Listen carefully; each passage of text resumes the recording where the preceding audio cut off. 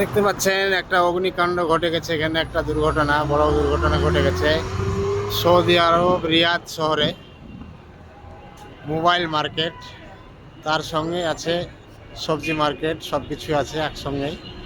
দেখতে পাচ্ছেন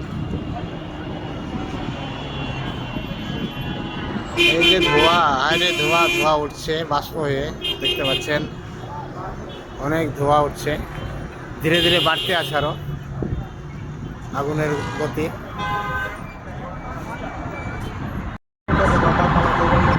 fire service এখনো এসে পৌঁছায়নি, কেবলমাত্র আসছে। এই যে দেখতে পাচ্ছেন এলাকাকে এলাকা ধোয়া হয়ে গেছে।